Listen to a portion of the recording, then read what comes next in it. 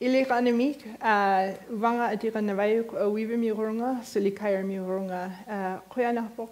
It's very good to see very many old friends and very many new friends. Hopefully you're my new friends. But also many, many thanks to SAR, but in particular the Indian Arts Research Center, the staff and interns for making me feel very welcome here in the last 6 weeks. And a special thanks to, as well, the Lannan Foundation, not just for supporting this opportunity for me to come and do a residency, but also to take part in the literary culture that is vibrant and amazing here in Santa Fe, including the conversation and reading last night.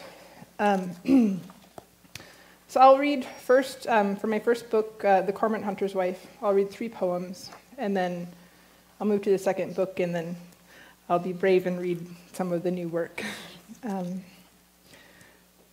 The Prodigy.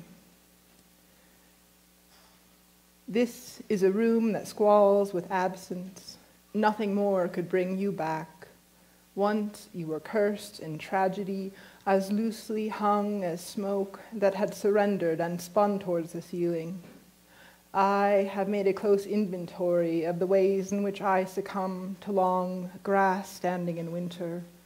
Suppose there might be a clearing, as I have done, suspect an abrupt miracle. As it sways, the body is caught at the end, the body is caught at the tangled root again. It is caught at the end again, against the day. In a room in which you are found at every margin, forgetting you is nothing but a long discipline. A few notes on this poem for context. My grandmother is a Quirrell person raised on the mainland, and in the Quirrell oral history cycle of ours, there are 5 disasters that our people have faced. One was a time of an eclipse and an earthquake. The second was a flood. The third was a famine resulting from a year of 2 winters. And the fourth was a flu epidemic in 1918, or flu pandemic, that orphaned my grandmother and resulted in her marriage to a King Island man. I don't write about the 5th here. Our elders say that the 5th disaster began in the 20th century when we started to lose our language, our culture, our traditions. And I don't write about it because I think a lot of my poems enact it, but also because I think I would like to be part of the other Inupiaq writers, Inuit writers like D.G. Ockvik and Kathy Rexford, that we can begin to write the end of the 5th disaster. So this is a poem in 4 parts. Legend. 1. I would have been a girl bound in stone, quartz, coarse, cracked, and whitening as bone. Os, echoing away from twin calderas, but for a long string which drew me to the sea. A 16-strand sinnet lane on sand marks the rivers unbraiding, knotted, and plaiting their skeins toward the basin, where a red-throated loon, shot through the eye, yields his largest rib for an awl. At our junction, a bunch of feathers. I take a brittle weed and leaf, thumb chert blade, gray. Our junction, a fumarole. When it smokes, I lose sight of the girl. It is nothing to know the rift and buckle, to witness the sun eclipse for days on end, the bruised field redden and freeze. 2. The sea then our garden, a film char of oil on water, a hiss of tides run up to that which was burning and has gone out. A slow erosion. It is one thing to give oneself to water. I wore down to a spur of myself. A bird with nowhere to land, alighted on a femur. A terrible need. The land took a drink of the sea, mountain valleys soft as throats. She knew of submerged peaks, recollected in an unheard song, seized in a lesser fever. The induced shore keeps still a drowned order. 3. Meant to have gone to famine in a season recurring from wind, it would not turn. Into a deep snow and sleep I shook again. If she could not beat the lightness from her clothes, it would become a layer that eddied around in mouth, myriad in everywhere. No animal stirs in the noiseless quick of a year of 2 winters but marrow. Gristle of a bloated fish, root split and cashed, skin torn from the hull of a boat long withdrawn from water. 4. Hers a burial in damp sand by the springs. Through December, willows green there, alder bark reddens against late snow. Those dead too numerous, no loose entombments beneath scars of rock. Nothing roots in the oldest graves, lichen lifts with a fingernail scrape. Leave belongings piled, the opaque white bead now unstrung, the unidentified fragment, ivory ferrule, the small human figure carved of wood. Thankfully for you, that is my longest poem. This is the last poem in the first book, Dingmiat. Blackbird, I have named you. I have known your interdiction. The otherwise sky was profuse in its whiteness, a confusion of snow come again into snow. Raven who would be made of wax, pitch. In this way, grow fast in my mind. I'll read some poems from the second book now. The one thing about this poem, which is called The Dissolve of Voices, is that you'll hear towards the end a catalogue of Inupiaq place names. They refer to places on Uhuivaq or King Island. That's all. The Dissolve of Voices.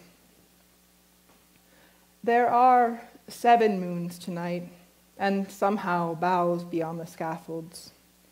In the streets, she was lost to me.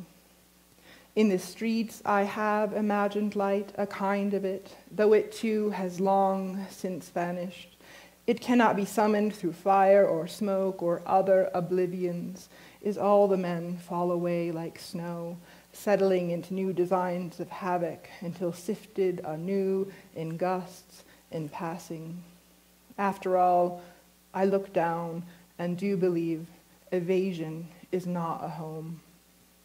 In the wing bones, a susurration, a squirrel snare for our relations, a reason for the patterns of our movements, dances, a truss of staffs bound with bands stained by alder.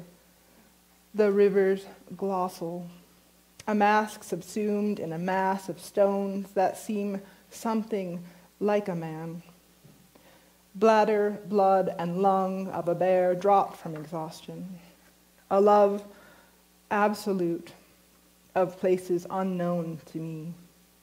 Arnausam iziva ipranachduat aniraq miziktarvik uvat kasanayet kinirawik. In a warm room, we were alter together. Beyond this, comprehended for a plural. This is the book's title poem, Hyperboreal. Arnica nods, heavy-headed on the bruised slope. Peaks recede in all directions in heat haze, evening in my recollection. The shield at my throat, ornamental and worse. We descended the gully, thrummed into confusion with the last snowmelt, a tricklet into mud, ulterior. One wolfbane bloom, iodine hued, rising on its stalk into the luster of air. June really isn't June anymore, is it? A glacier's heart of milk loosed from 1,000 summer days in extravagant succession from the back of my tongue, dexterous and sinister. The title of this poem is Nu Nachtrit. which means people related through common possession of territory. Nunachtarit. The enemy misled that missed the island in the fog. I believe in one or the other, but both exist now to confuse me. Dark from dark, snow from snow. I believe in one craggy boundary, knife blade at the throat slight swell. From time to time, the sound of voices as through sun-singed grass, or grasses that we use to insulate the walls of our winter houses. Walrus hides lashed together with rawhide cords. So warm within the willows, ingathered, forced into leaf. I am named for your sister, Naviyuk. Call me Upbong. Surely there are ghosts here. My children sprung from these deeper furrows. The sky of my mind against which self-betrayal in its sudden burn fails to describe the world. We, who deny the landscape and saw the light of it. Leaning against the stone wall ragged, I began to accept my past. And as I accepted it, I felt, and I didn't understand. I am bound to everyone. The last poem from this book I will read is short. It's called Kumin Kanitak, or Swift Descent. It's for a relative of mine, Paniak Koirak, Rose Kajuna. Words turn to dry grass beneath my cramped foot. Anger to grease ice on the sea, once turbulent. In another room, I hear her voice over again, the creaking of the pipes. In another room, she has not gone unforgiven and shunned. Another room is filled with light, as full as her white wall tent, the summer that she took me in, pressed fresh leaves against my wounds, as if to heal them. Now I'll move to the new poem, which I'm very grateful to have such a wonderful person to spend time with and work through poems with, and also be brave enough to show them to. This manuscript is titled When the World Was Milk. This is a poem called Point Transience. Under winter and below a hill of thin blue clay, the waves were high and rising, water turning back, folding over and opening into an ebb more precise than absent. The hood of his coat a distant bloom when she began to weep for him, his sled trace a sulcus hard and frozen in. For her I sought and gathered wood, dry willow twigs, a jettisoned mast, sticks staged for hanging damp packs of garments to take notice of the wind. Let us plate our smoke thick into the pitched sky. 9 lines against dreamless sleep. Supplicants or soul and string, a battery of trees bound fast, askance. We stretch the sinew from tangled roots of coarse grass. Another time, she will reach the goal she now gives up. Let her look the father in the face. The moon would be his head.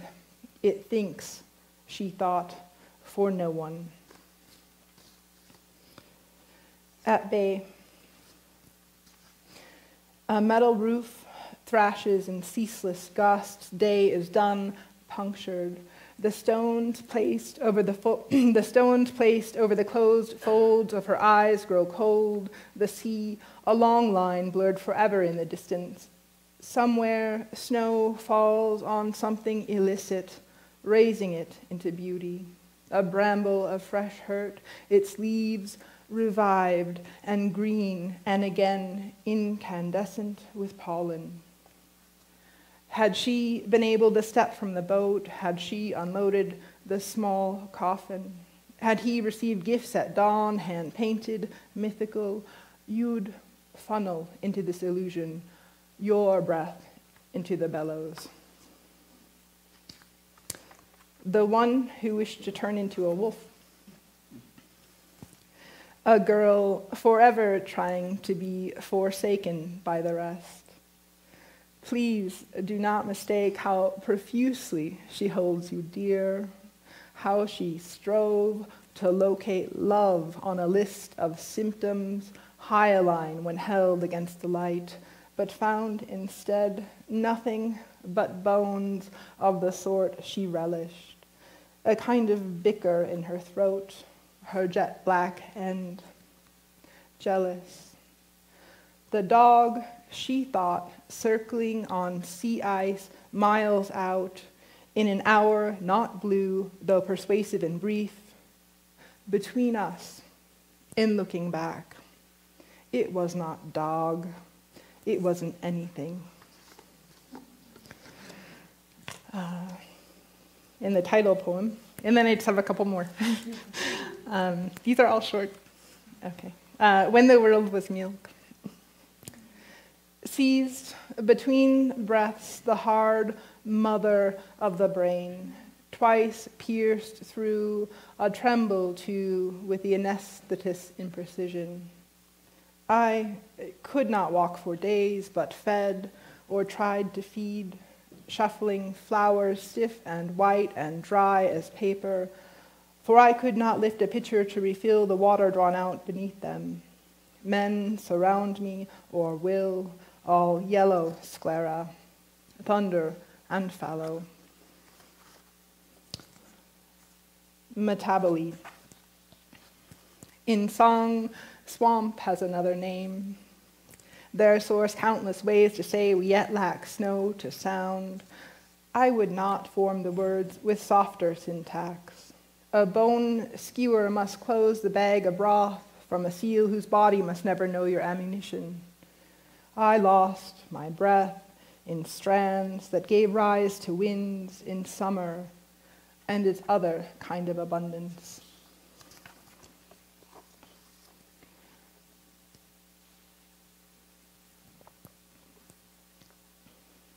Earning statement.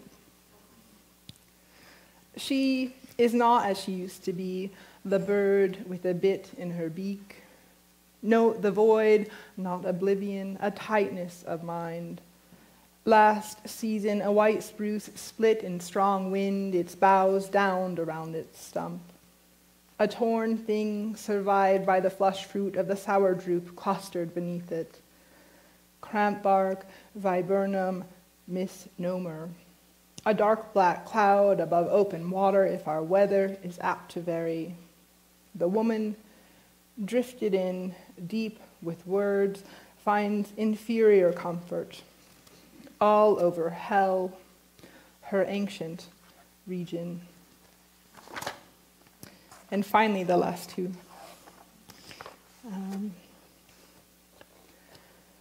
Late successional. You ask to lead me, to lead you next, to colors all wet, bark saturated brown, brown-green, where lichen scurries up the trunk of a tree that needs it. You make me wonder about thirst, the way things work together. Boughs once empty fill with birds and rapid flickering flight until beat, winged threat, a magpie I try to wish away. I ask, do not disappear. That is no kind of apology, and I have never been a forgiver. The green part of me never leaves, however I find that it remains with you. However I find it in you, you must remember, I am not a soft woman. You'll seek the mother in me, but expect to see splinters, rolled margins. Together, we have never been so alone, like ladders, like messengers with another answer. The ink-stained hand holds heartache no longer. It's been set and pressed down, mapped and scattered. And the last poem, To Live Beyond. She is said to carry a wooden box instead of a basket, the one who appears when you lay to waste while others would never capitulate. You vanish into another kind of silence, or the sky a constant blue.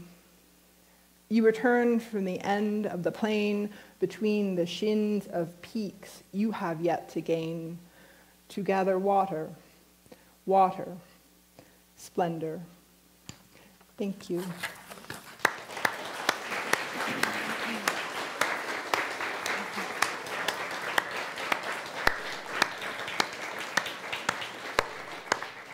Thank you so much. That was too long. That was exquisite.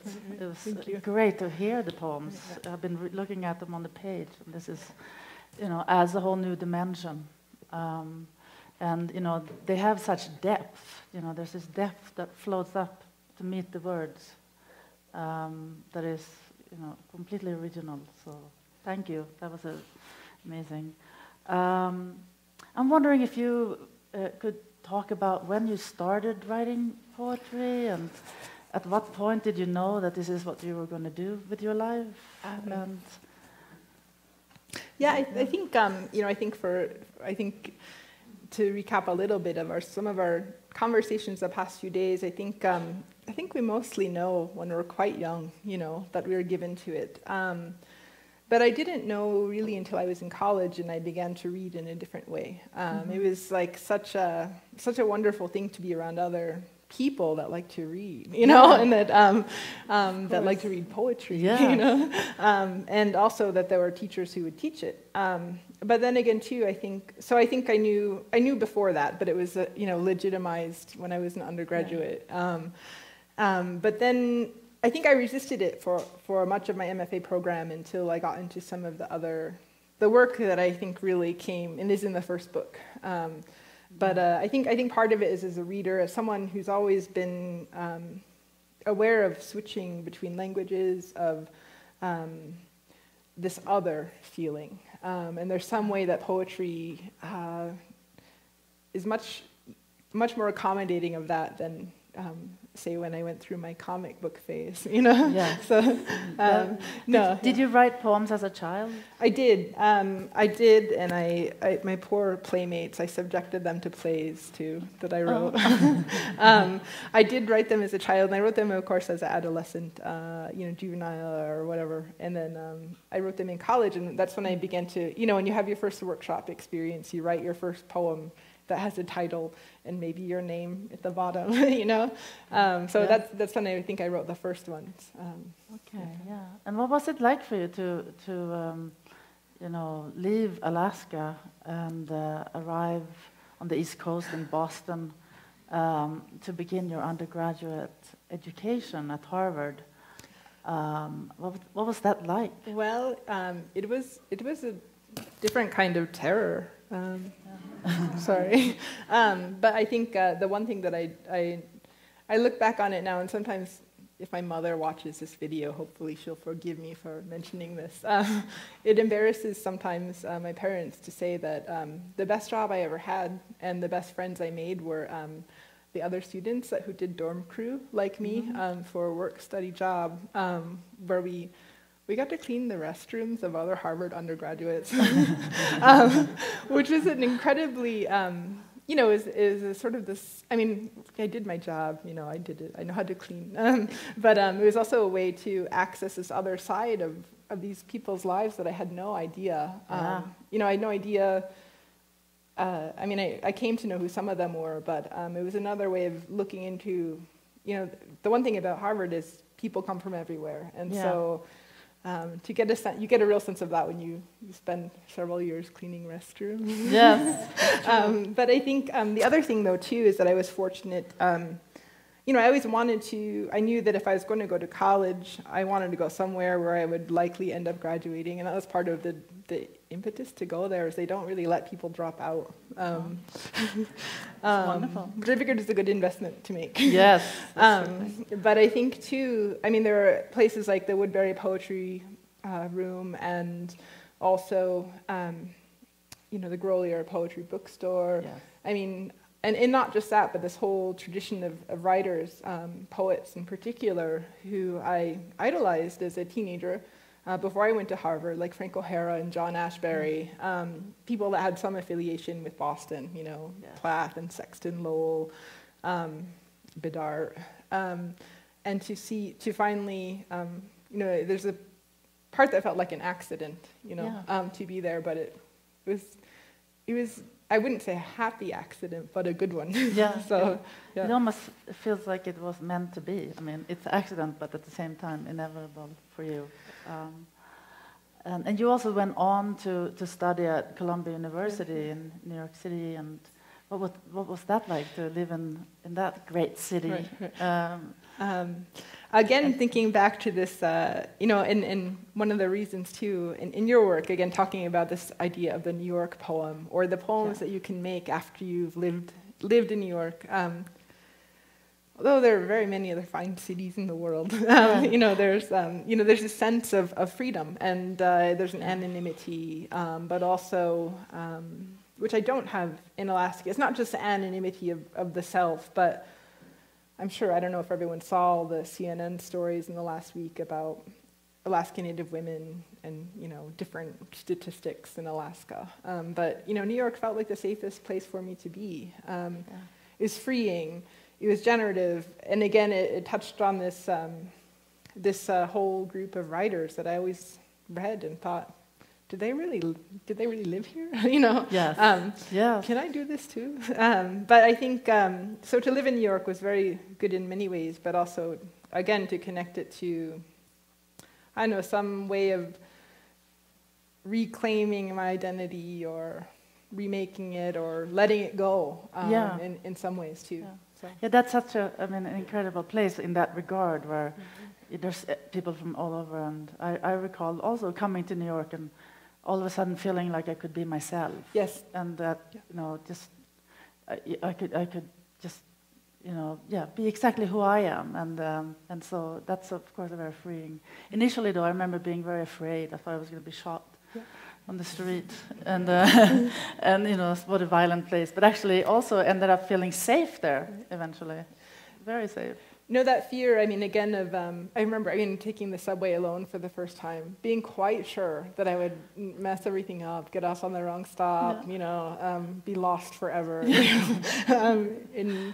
But that, I think that was also part of the being free there, and also feeling safe, is that it's okay. It's okay to get lost. It's okay to walk around for hours. It's not like walking around, suburban Anchorage. Right. Like, why are you walking? Yeah.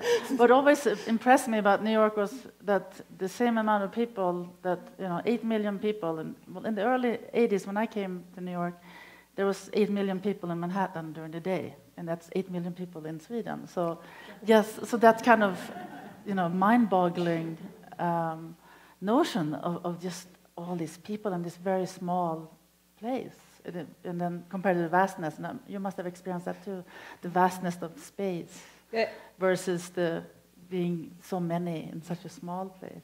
Which, is a good counterpoint, but too, I remember, in the weeks before I left Alaska, one of my friends came home to Anchorage from New York City. We went on this hike, and we got up to the top of Eklutna Valley, and I remember her saying, do you know how many Manhattans could fit in this valley here? And, that was very helpful for my sense of perspective. Because, at that time in 2001, August 2001, being able to imagine that there were places bigger than New York was, and see it, That's incredible. Was good for perspective. Yeah. Oh, that's fantastic.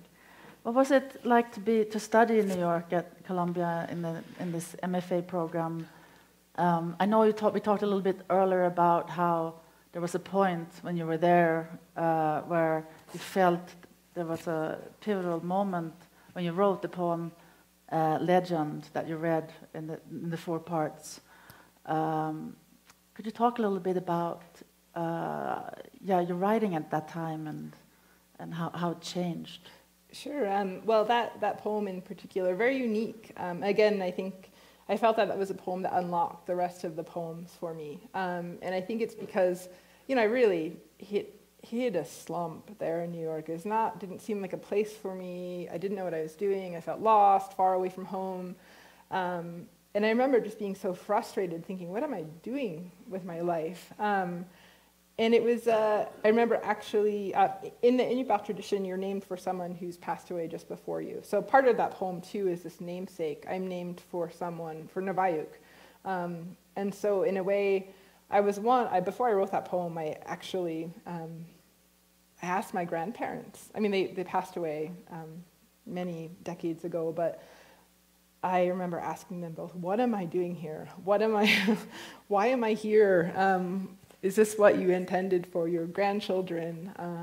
And then that poem, I mean, it came to me. It has a structure of the 4 disasters without the 5th. And all the words, I mean, I assembled, I did all the writing, but in a way that was the first poem that was really came to me. And I think part of it was being able to break away from the Columbia MFA, the environment where, you must do the work that's expected of you, or the kind of work that's expected of you. And that was the first time I felt I was actually being myself and being able to get at the heart of language and a poem, a lyric, without having to do all of the, work of explaining or leaving aside all the work of talking about what an Eskimo was, what it was like, how was the igloo, did I eat maktak? Did I have any I could share? I think that was part of it, was because that was the first poem that I was able to just, it doesn't matter, it doesn't matter if this makes sense in any way to anyone else, because I know it makes sense and I know it follows this tradition. And Jean Valentine was a big part of that process for me too. That's wonderful. Yeah, she said it's okay to have, it's okay to have the mystery. You really don't have to tell everything. That's why it's a poem, How refreshing. So, yeah. Legend? Yeah. Yeah. That's wonderful, yes. And then after that, you felt that poems kept coming in that same vein of, you felt connected to what you were writing, and you felt like it was work that was yours and not what people expected you to write, or... Yeah, it wasn't so much the workshop poem. Yeah. Although I'm lapsing back into that describing, as we discussed, describing things 3 ways, But it was the first poem, and it did allow me to approach the lyric I in a different way. Yeah. Because I didn't have to be confessional. I didn't have to write, this is my poem about Hart Crane. It wasn't like that. It was for the first time I felt that the lyric I was not me, not this persona, and that was really made it quite a lot easier to write all the things I had to write after that. That's wonderful. Yeah. You also write in Inupiaq, and I'm wondering if you would read some of the poems that you have written in Inupiaq. Sure. And yeah, that would be wonderful to hear. Is it okay to read the new ones, or should I read? It's up to you. What do you want to do? I'll read one of each, perhaps, sure. An old and a new. Sure. This one of the new ones. I'll read it first in English and then first in Inupiaq and then in English, maybe. Mm-hmm. A singer. Talu tablu ialok. Nalong hatok. Silara tamaira. Una plaurok samasuli. Nali lirlu. Qanerutpa. Replica. Drag the dark into the room. I have something to confess. My heaven, I cannot find it. Just another old story. Let me pay for it. How much is it? That was real short. Maybe the other one's better, the other new, longer one. This is one, ilu. This is short too, but not as short. Uluak, ukak, niakun, inurunga, panik, aka, avak, uyagaramek, mat nami imma pityakutuk, koret, nuri, dariuk, akuni, adniktunga, nalarusi, aka, buyanaktunga. Actually, I'll skip reading the English of that if that's okay. Okay. That's fine. Okay. Yeah. So much prettier in Inupiaq than it is. That's English. absolutely beautiful. So moving, very beautiful. Can you talk about a little bit how do you write the poems first in Inupiaq, or and then in English, or vice versa, or how does it happen? Yeah, I do. For you? I have to write them first in Inupiaq. And writing Inupiaq, it's not, people say it's not a written language. We have a couple of linguists and scholars that are working on making it a written language. So writing it, I speak it with my family.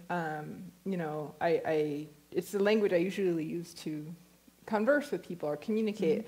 So I do write the poem first in Inupiaq, and then I translate to English. And it's hard. I have a much more comfortable time sometimes, especially the newer poems. The older ones I know more, I've read, literally read more, so it's not such a strange thing to come to the page and, feel like I have the confidence to read in unwritten language, Yes.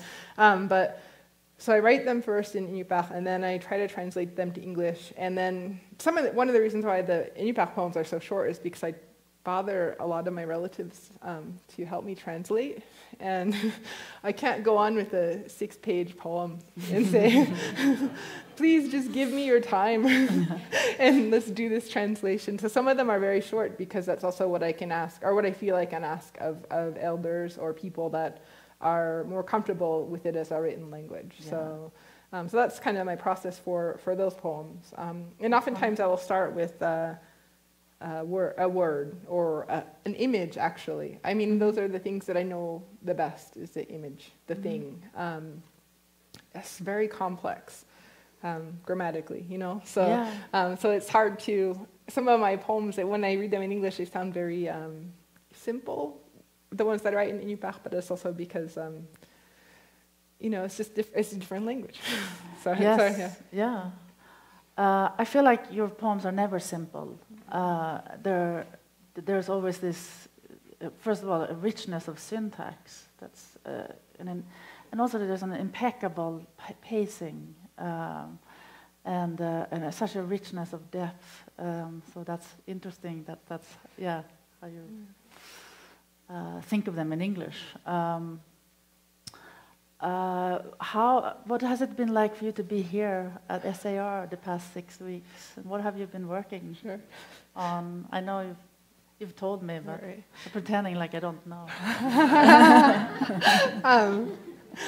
Maybe I'm pretending like I know. Maybe nobody knows. Yeah.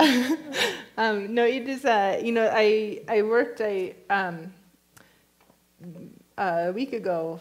I sent you a 75-page manuscript of poems, 76-page, which, so it's been taking all these poems from the last couple of years and getting them, the process of building a manuscript is one, which I only came to in the last couple of weeks. When I first came, I had this idea that I could write a novel, or at least the first 100 pages of a novel in, 5-6 weeks.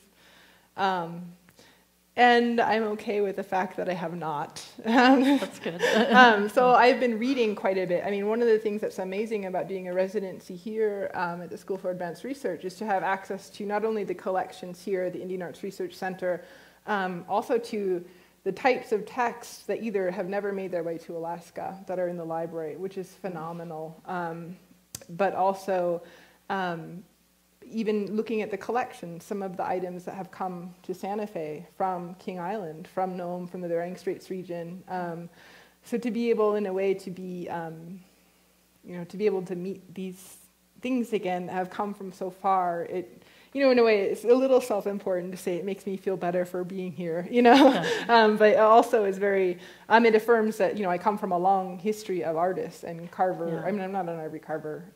I'd probably cut my thumbs off if I tried to carve anything. It's, so there's that, but also just the time. I mean, I have 2 very young children. One will turn 4 next week, and the other just turned 6 on Monday.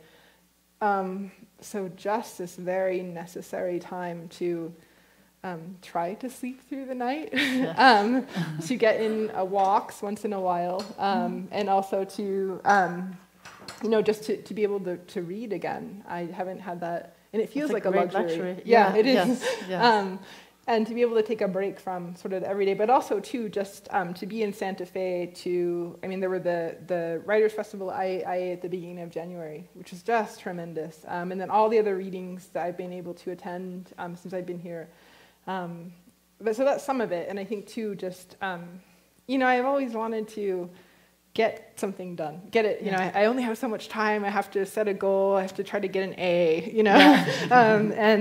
it's nice to actually, and especially to hear George Saunders speak last night, a good reminder that if you publish one story a year after 10 years, then you have a collection of short stories. Yeah. That it was, and many people told me, just go to Santa Fe, don't be hard on yourself, don't try to write 100 pages of your novel. I was writing 2,000, 3,000 words a day, but they were mostly really bad. At least, and I'll get to revision, I'll get to them, but just to have that time to start and to be able to say, I can write 2,000 words today. Yeah, and it's fantastic. Yeah, and it's such a process, and writing prose is, of course, such a different process from writing poetry, and to have that luxury of time is extraordinary. Whenever I've had the opportunity to be in a residency, I've had the similar experience where all of a sudden I can hear myself think again, and then ideas start coming in, and even if it's really a great luxury. So that's absolutely wonderful, and it's exciting that you're writing prose as well. Trying to. And I know that that you started, and it's fantastic. Could you talk a little bit about King Island? I know that the Inupiaq people was forced to leave in 1959, and you are planning a trip there as well. And I would just love to hear you talk a little bit about that. Yes, so King Island, Ahuivak, which the name in English translates, or it basically means a place where people would spend the winter. Because of where it's located in the Bering Sea, it used to be, anyhow, historically, a very advantageous place to have a subsistence lifestyle based upon marine mammal hunting. So my grandfather, for instance, who didn't speak any English, supported not just his family, but other families as well. I mean, he was an umialik, a boat captain. Helped the community by hunting subsistence food, marine mammals, uruk, seal, walrus, bearded seal. So my grandfather's family, all were King Islanders. My grandmother was on the mainland, but anyway, they ended up, King Island had been continuously inhabited for, how many, 1,000, 1,500 at least years, part of this, the Inuit culture that goes all the way from, the Norton Sound region in Alaska, even Siberian Yupik is related. I mean, different language, different culture, but we can understand each other. We have a history, but also all the way over to Greenland, Nuuk, where we can understand each other. We can understand the language. But anyway, King Island is, my mother and her older siblings were raised there. And in 1959, again, part of this, assimilation policy that the federal government had, and also because of the difficulty of keeping people at the school, of keeping people healthy, having healthy births, a complicated lot of things. But King Islanders left King Island or relocated either to Nome, some Chicago, Seattle, New York, Fairbanks, Anchorage. And my mother's family was lucky in that they actually, my grandfather and grandmother and my younger uncles got to stay on the island till 65. Wow. But everyone else had to leave. And so people became, ivory carvers. That's when the King Island dancers became Eskimo dancers, making a living performing for money, which is very different than the way my mother grew up, understanding how that fit, and the song and everything fit into the culture, into our culture. So that's a little bit about King Island. It used to be that there used to be ships, Coast Guard ships, or revenue cutters, Navy auxiliary ships that would bring King Islanders close to shore. And it used to be more of a practice, but of course, it's 2014. The federal government doesn't do things like that anymore. Most King Islanders actually, even King Islanders that speak the dialect fluently is their first language. I have one relative in particular who does. She's never been back. She's never been, actually, excuse me, she's never been. She was born on the mainland. She was born in Nome, and and she's in her 60s, and she's never been to King Island. So, is she coming along on this trip? Probably not. Oh, okay.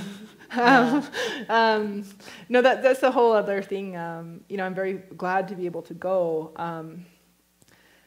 But like this part where you want to please everyone, where I want to please everyone, I want to make everyone happy. I cannot bring 500 people on this first trip. Of course you want to, I understand that. I would want that too, and that was part of, I really was excited to go last summer. And there were a couple of reasons why it didn't work out. The weather was one. The weather is just so crazy now, but especially in Alaska, the Bering Sea you want to have a few certainties, We were planning to go too late. There was no ice pack left on the island, no water when we were going to go in July. But also, I also feel like I have to see, I'm on the board of directors now for that corporation, which is the only reason why I will be allowed to go now. Because it's corporate lands, tribal lands, corporate lands, not tribal lands. I also need to understand what kind of risk I'm taking and what kind of danger I'm putting people in by bringing them out there. It's very remote. It can be 24 hours by boat. Yes. It's not something I can't just ask, my 74-year-old aunt to come. That makes sense. Yeah. Because how will you camp, or how will you? Well, the way we have it planned now is actually there's a crab tender out of Nome who's willing to give birth to BERTH. I don't know how you say it in English, to 7 people on the boat. Oh, great. He will stay on the boat the whole time. He's not a King Islander. He's been before. Okay. So at least he knows what he's doing, too. Oh, that's great. And he's responsible. He wants to stay with his boat. Yeah. There's a good signs of people to go along with you to King Island. Responsible. Yes. I know, nice good list of... Safe, cheerful, can deal with me. No, I think, so he will stay on the boat, and he has room for 7 people to sleep on the boat. I would like to sleep on the island myself. I did get all the equipment, and we were able to lighter it into shore. He's got a Zodiac, we can lighter into shore. And there will be others joining in other boats to go, but some of us, I would like to sleep on the island. There are some houses that are still inhabitable. Yes, I've seen pictures of them. In the village there. So but it's also fantastic. It's also a question of what's the weather like? Will it be safer to sleep on the boat? Which is a nice option to have. Yeah, that's great. So that's the plan. That's wonderful. What will you do, and how long will you stay when you're there? Well, we have planned with certainty for 5 days. With the absolute knowledge that 5 days could mean 2 weeks. But, easily. The St. Lawrence Islander is laughing because she knows the weather. It could be at least 2 weeks. If we plan for 5, it could be at least 2 weeks. It could be 3 weeks. It could be well, it's not Diomede Island. It's not going to be 6 weeks, you know. You know, it's so that's part. I mean, we're definitely planning for at least 5 days, and it was originally 2 weeks, and then in conversation with other King Islanders, elders, they said for your first trip, you have to make it. Don't bite off more than you can chew. Yeah. Yeah. Which is very good advice. I mean, they know they've, you know. Yes. That's so very, very exciting. Yeah. Well, yeah, I'm very grateful and very excited, and yeah, the nice thing is I've actually been able to do more planning here in Santa Fe and talking to people about it and research and things than I was able to do when I was even, you know, working in Nome, which is 90 miles away from King Island. Yeah. So, you know, through this last couple of years. So it's been nice to have a little space and to think about it more deliberately. That's wonderful. That's fantastic. Do you sometimes feel as an Inupiaq poet or a native poet that there are certain things that people expect of you as far as your work? Or I mean, there's always people who expect things from us, no matter who we are or what culture we're from. Do you ever have that experience? Yeah, I think. And how does that affect your work? Well, now, you know, I think it began to affect my work in an MFA program, the particular one that I was in. But I also think that for Native writers or women writers, especially women with children, yeah. You know, we have to answer a whole other set of questions, identity questions, things that men would never, you know, male writers now will voluntarily talk about their families or their role in their families a lot, but you know, it's just not. There's a whole different set of issues and questions and politics, and sometimes, you know, sometimes I get really, you know, like you wouldn't, you know, some of the things I get asked is like, well, you would never ask a white male American writer in their, you know, early 50s the same. You never dream of asking those kinds of, you know, not your questions, but you know, the kind of questions that I get asked or the kind of expectations. Yeah.